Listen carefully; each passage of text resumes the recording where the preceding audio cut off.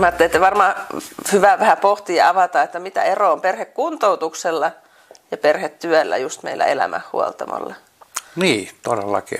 Koska vaikka sen perheeseen mennään samalla lailla, mutta sitten se on hyvin ei erityyppistä, mutta kuitenkin se työskentely on paljon syvällisempää ja siinä haetaan paljon enemmän niitä. Tai no siellä yleensä silloin ongelmat on jollain lailla niin kuin eskaloitunut, että sitä lähtee sitä kuntoutumista tekemään. Että perhetyöllähän yleensä ei ehkä se tilanne ole niin huonoksi mennyt. Mutta sitten kun mennään kuntoutukseen, lähdetään oikeasti niin kuin tekemään raskaasti työtä sen perheen kanssa. Raskas ehkä on vähän väärä sana, mutta niin kuin silleen,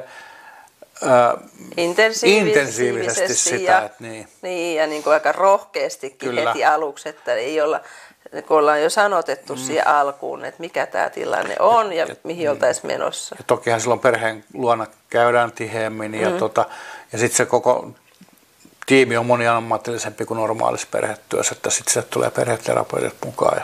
Niin, mekin tehdään sitten niin kuin täällä elämänhuoltamolla se valinta, että meillä on hyviä perhetyöntekijöitä, mutta sitten perhekuntoutukseen me täydennetään sitä pakettia meidän asiantuntijoilla, niin kuin sanoit, perheterapeutti, meillä on mahdollisesti käytössä toimintaterapeutti, sitten on psykoterapeutteja siis eri niin, alalta, no se ehkä toistoa vähän, mutta...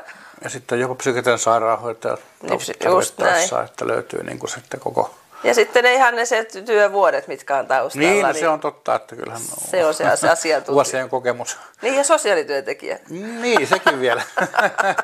Ja lastensairaanhoitaja. Kyllä, ja on vaikka kätilö. Että se ehkä tekee elämänhuoltamosta just sen, että meillä on itsellä paljon koulutuksia, ammattitaitoa ja sitten... Ja tavallaan sen perheen eri, niin kuin, ettei ole kovin just niin kuin sanoit, että me ollaan niin monipuolinen ryhmä, että pystyy katsoa niin monelta suunnalta sitä perheen tilannetta. Varmaan vielä perhekuntoutusprosessissa mä ajattelen vielä, että vaikka mä äsken puhuttiin, että on tavoitteita, niin nyt me vielä niin kuin tarkennetaan, että onko se sen lapsen jotkut tavat tai käytösasiat, mihin me kiinnitetään huomiota vanhemmuudessa. Joskus voi olla taloustilanne, että me vielä kun nimetään ja pilkotaan. Ja siinä mä ajattelen, että kirjaaminen on aina meidän työväline, mutta perhekuntoutuksessa sekin vielä niin kuin korostuu ja panostuu, että tieto jakautuu työryhmän kesken, mutta myös sinne sosiaalityöntekijälle, kuka tilaa.